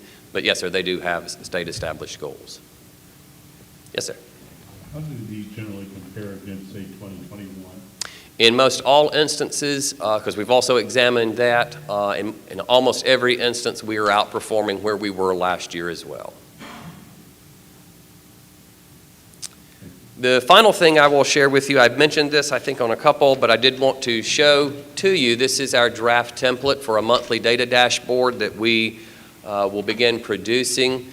We will have, what we wanted to do is have a way, in a very simplified way, to present some data that would be digestible and understandable to all of our stakeholders, our parents, our communities, and really touch on updates related to academics, governance, programs, finance, and communications. And so we are finalizing all of this for the transfer of data to begin populating these, and our hope is that each month there will be some new information added, so it's not just the same thing that you'll get month after month, particularly as we get updated academic information that we'll be able to put on this dashboard. And so our plan is to finalize that up and begin to deploy these monthly dashboards for you, as well as our school leaders and our elected officials and others. One other really point I just wanted to make, again, as I mentioned, the report cards are queued to be released on Monday, October the 17th. We have already gone through and begun combing through the embargoed site, so we will be prepared when those go public on Monday. And just another note, as you know, we've been working on a performance system or accountability system for our charter district. We've had 2 meetings thus far. We are scheduled to have our 3rd core team meeting where we bring our school leaders in on next Wednesday. So we're really excited to see them. And with that, Mr. Chairman, that concludes my update. Thank you.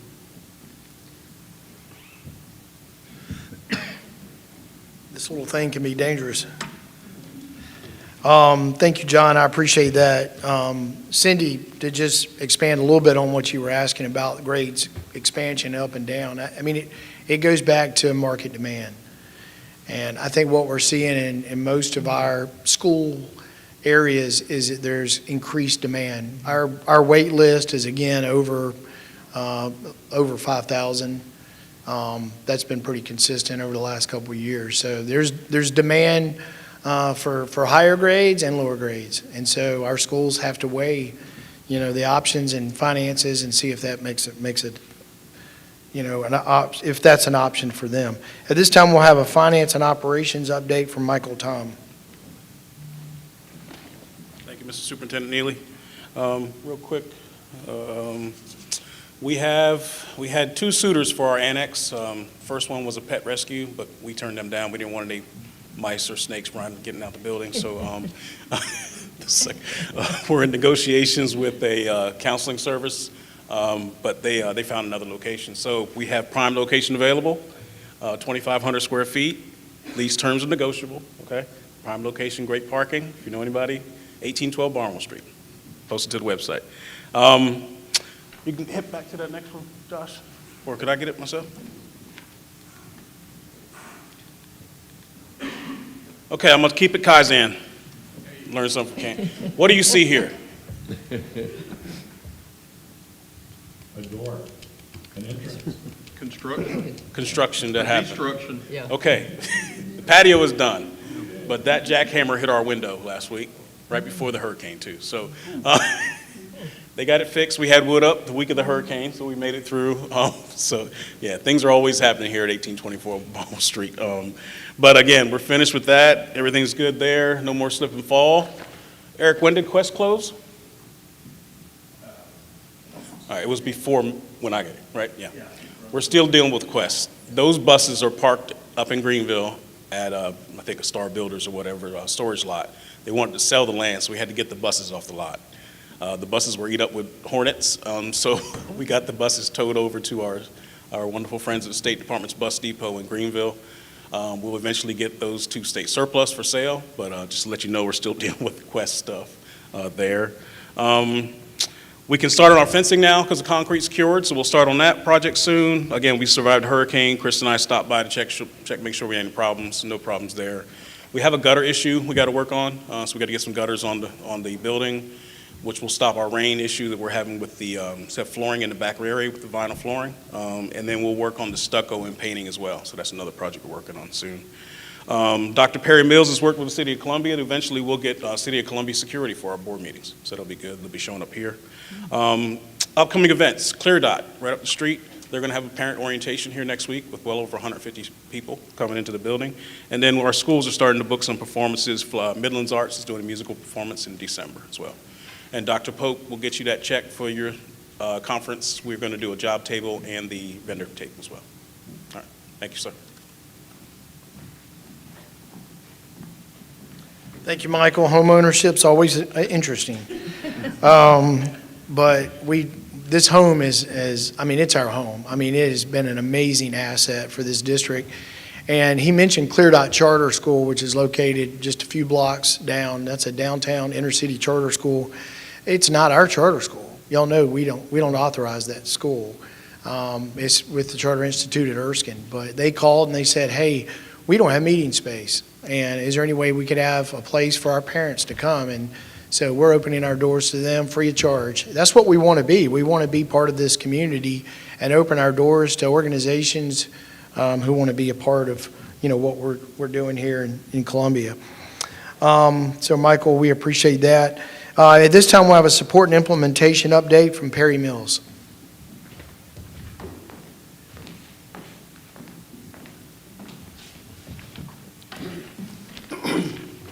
Good morning. I'm pleased to share the support implementation team update for the month of October. I guess I'm going to go with this clicker as well. Oh, backwards, go down. I'm doing like John here. First, I'm happy to share some student experiences with you. Last week, High Point Academy, fourth grade students attended Camp Leopold. Camp Leopold is run by the South Carolina Waterfall Association. It's a sleepaway camp centered around academic standards that's located in Pinewood, South Carolina. With the ESSER funds, we have been able to send students from our portfolio of schools to this camp.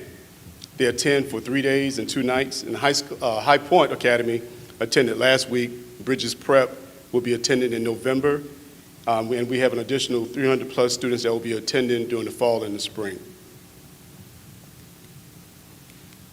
Oops.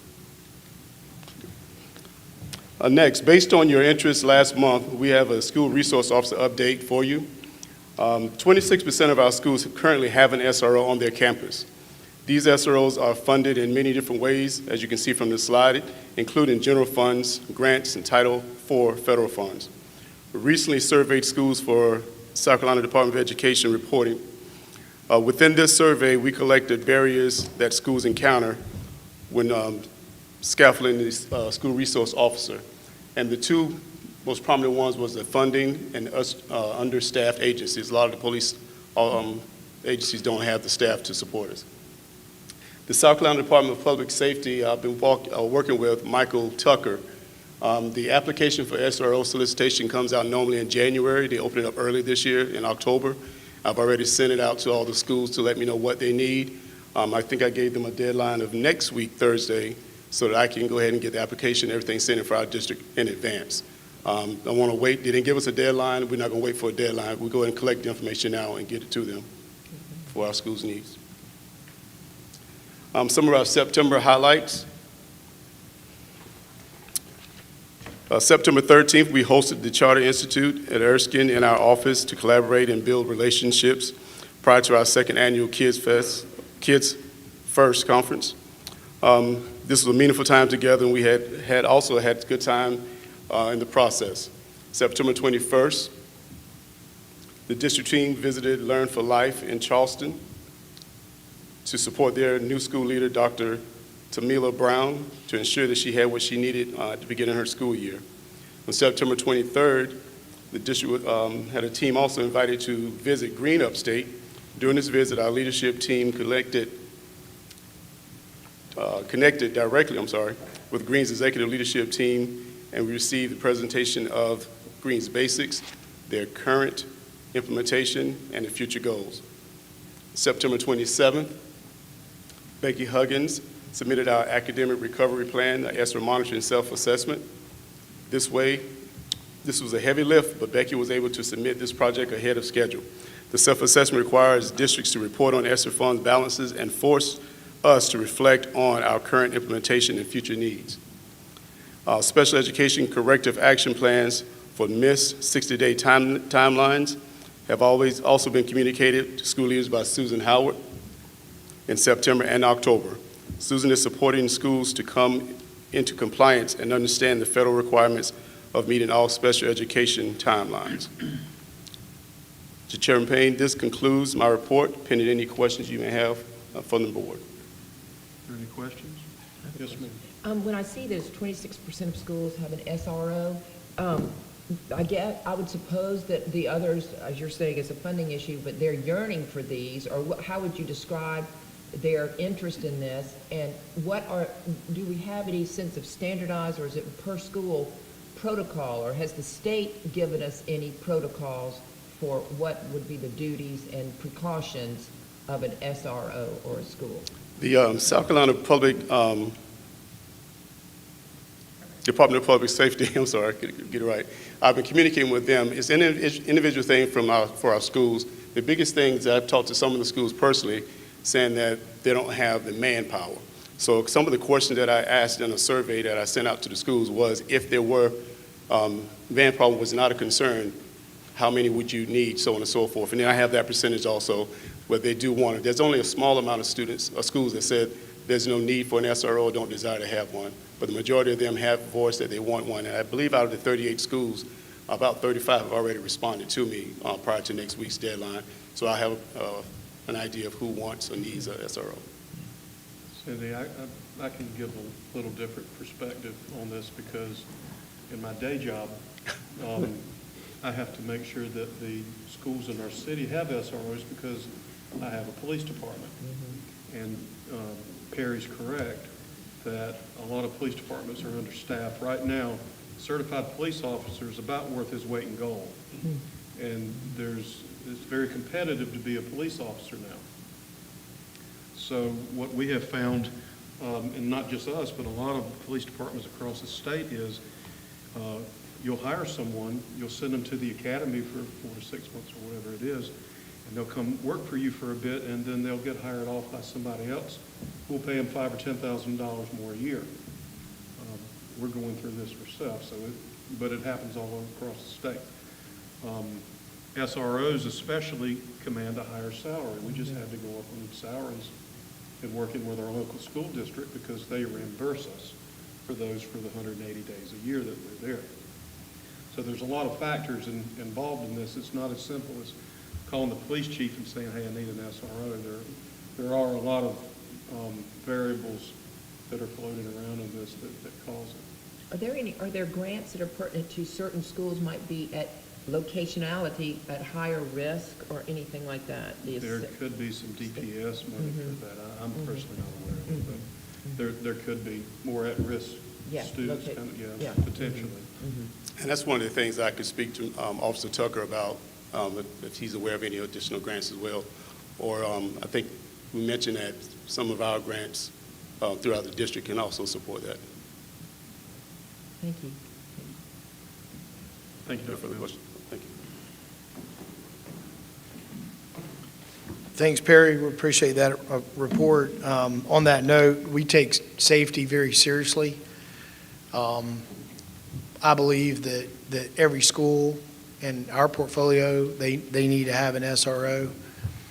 We need to have safe and secure schools for our staffs and our children and our families. But we are appreciative of what the governor and the General Assembly have done in the last couple of years in terms of increasing the amount of money for SROs. But we really believe that every school deserves to have one. But we recognize there's also then the shortage of police around the state. And when I was at SCASA last month, in fact, the chief of SLED spoke to that. He said, look, we hear you.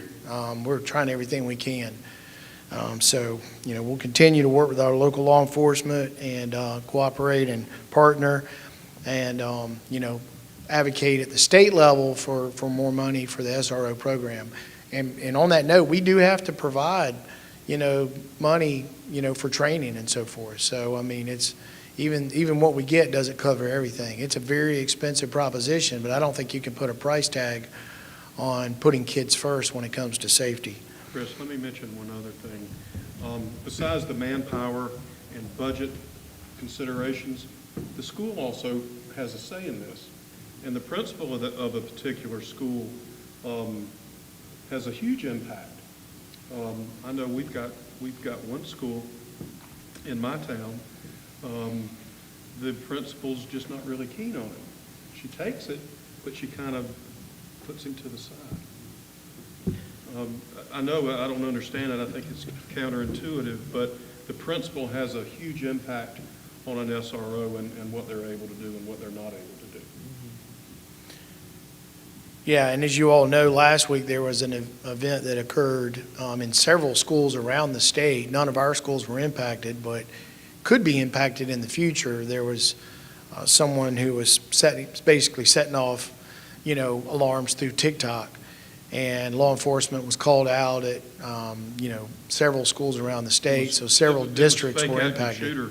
There was about a dozen Yeah. or so around the state. My son's school was one of them. Yeah, there was, I think, 17 schools impacted, so, they're going to try to get more clever with their techniques, so we've got to be more proactive and vigilant when it comes to protecting our schools. We'll get a strategic plan update from Emily Paul. All right, and I think I'm last, so I will make this quick, but ask any questions that you'd like. So I will just give you a few quick highlights from our progress that we made this September, and then my next slide is where we're planning on going throughout October. So I hope that you are enjoying your board binders. We developed the table of contents for those, and those are working right now, but you'll see things added to those as we get through the months.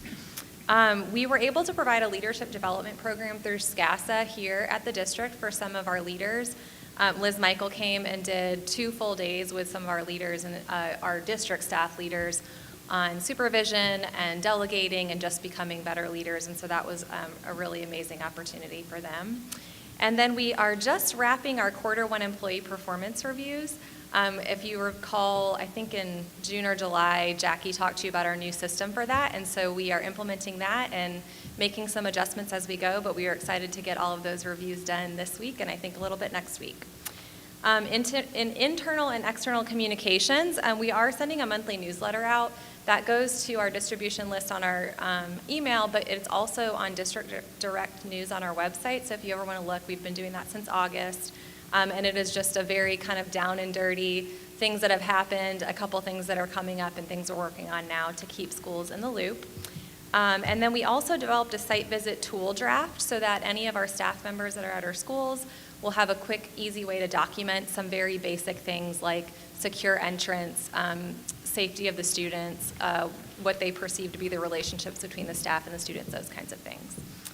Also in internal and external communications, Drew, we hired our Chief Communications Officer, Drew Johnson. He has helped already. His first day was Monday before Kids First, and he hit the ground running. He released a press release on Tuesday. He was running around taking pictures, meeting people, and doing all kinds of things. So Drew comes to us with a strong background in marketing, communications, PR. He actually worked with Chris, I think, in the 90s. On a campaign, and he has been around South Carolina for a long time. He was in Florida most recently and is moving his family back here soon, so we're excited to have you, Drew. Thank you. And then, let's see, operational excellence. We have our department plans developed, and I think I shared those with you last month. They would have been in your board packets, but those are our plan for the next school year to get each of our departments aligned with our annual plan.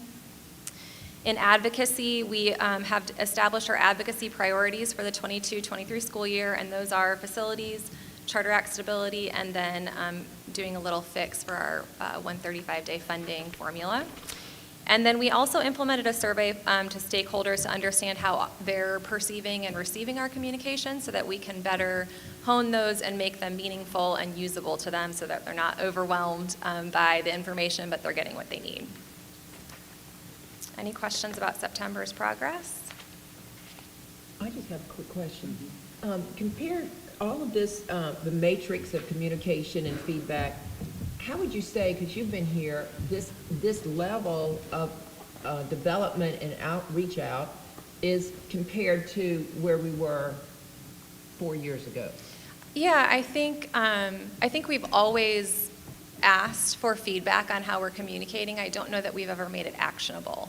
So my plan is to take this feedback and really put into play with Drew and with our relationship with Reba Campbell at the Medway Group, actionable items that we can really improve the way that we're doing that.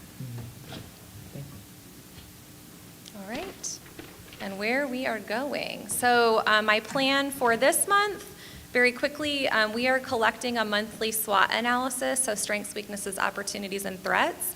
And that is going to help us improve or inform our staffing plan for the future. We are developing and revising the acronym list, so that's something that board members, if you've been here for a while, you got a long time ago. We're going back through that, adjusting all the new terms for COVID and ESSER and all those things, and you will get that soon. Internal and external communications, we will also start drafting a quarterly newsletter, and the audience for that is a little different than our schools. That's meant for external stakeholders that we can, share out information of just like highlights in the district and what's going on in the district. So not tactical due dates and those kinds of things, but kind of success stories. And we will be developing our messaging points for our advocacy priorities so that everybody has a united message around those things, and our staff and you guys can help us advocate for those. In operational excellence, we will be sharing our success stories on departmental plans, so that's something that we'll be doing in our staff meetings so that our staff becomes a little more aware of what everybody's working on, and we can feed off each other's successes. And then in advocacy, we are starting our podcast. So we, like Chris said, we did our first recording last week. We have one today, and that will hit the airwaves on October 27th. And then finally, we'll be modifying our district communications based on those survey results. So those have been out now about 3 weeks, and so we're making sure that we get enough response that we can do something with it, and then we'll put a plan in place. So questions for me? I've got a request. Sure. I think it would help, I know it would help me, I believe it would help the rest of the board. When you're breaking down all this information, I know from Michael, we get a breakdown per department of financials. Mm-hmm. Would it be possible to get a listing of employees, staff per, and I think, at least with me, I'm visual in my learning. I think it'll help us understand who does exactly what. Because besides the acronyms, these areas tend to flow together sometimes. Yeah, I'm happy to do that. Okay, thank you. Anything else? Quick question, are Chris and Emily, have there been parents on the podcast? I think that's the plan. Parents on the podcast. Yeah, that's the plan. So there's only been one podcast, and it hasn't aired yet. So the key to podcasts, and our friends from Heritage are actually in the back room, ready to tape the second one. You need to do a number of them before you actually start airing them so that you've kind of got them all lined up. So as Emily said, we'll air the first one on October 27th, and then the one with John will come after that one. But there's a sequential order to building the story about where did kids first come from. So the first podcast is called The Origin Story. Where did it even come from? And then we'll get into people's why. So yes, there will be parents, there'll be teachers, and there'll be students, there'll be staff. I would like to interview janitorial staff at some of our schools, cafeteria workers, bus drivers. Everybody that plays a role in putting kids first. It takes a whole family and community of people working together in charter schools especially to make the school work. So yeah, we look forward to hearing everybody's why. Everybody has a why. And of course, we'll be interviewing you all as well. So stay tuned for your seat at the mic. Emily, thanks for that update. Great work on the strategic plan. When we first sat down a year and a half ago with Stan and we started talking about a strategic plan, we had our strategic planning committee.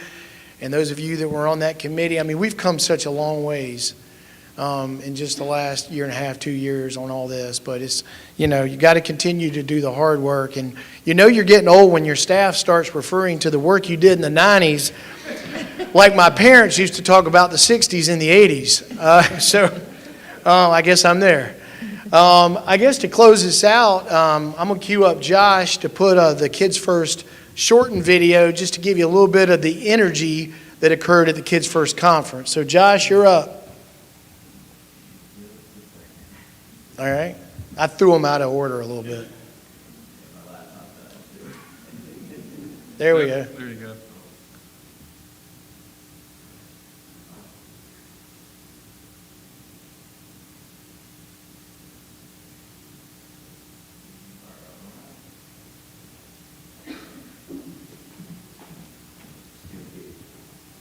Oh, you just touched the screen. There we go.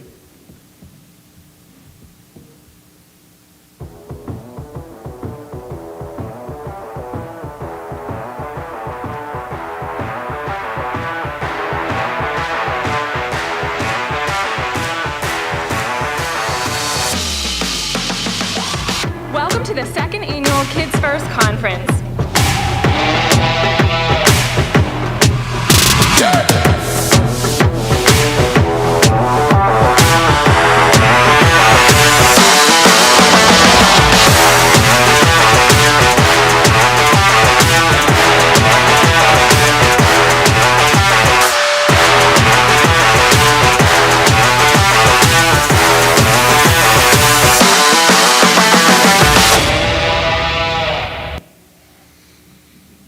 That was well done. I think we give a round of applause for that.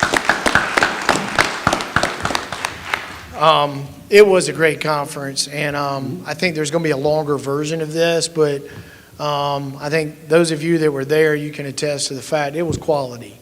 And you show me 2 school districts in the United States that come together for kids like this to celebrate and honor school leaders in schools and kids. The way that we are with the Charter Institute at Erskine. Not only has that relationship just come so far in a couple years, but the way that we're modeling the way leadership can be done at the district level across the United States. So, Mr. Chairman, pending any questions you may have, that's the end of my report. Are there any questions from the board? Congratulations. It was a great team effort. I noticed the very last frame, the ending. Did you notice it? Say that again? Did you notice the last frame of the video? The one where we had our arms up in the air? Yeah. Well, they won the gold medal? That spoke volumes. Yeah. Because I remember a few years ago, that would have never happened.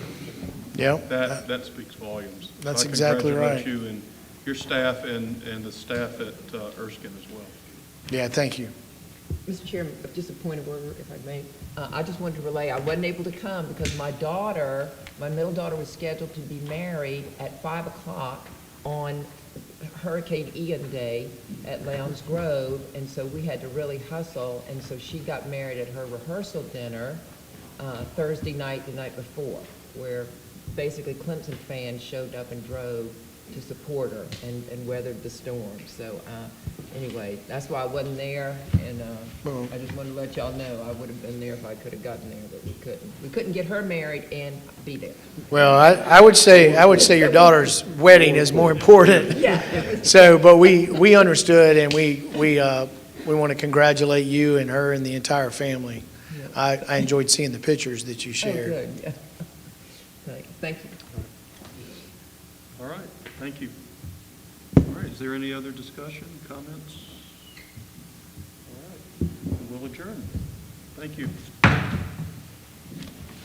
Let's see. We're supposed to take this out of here, right? This one.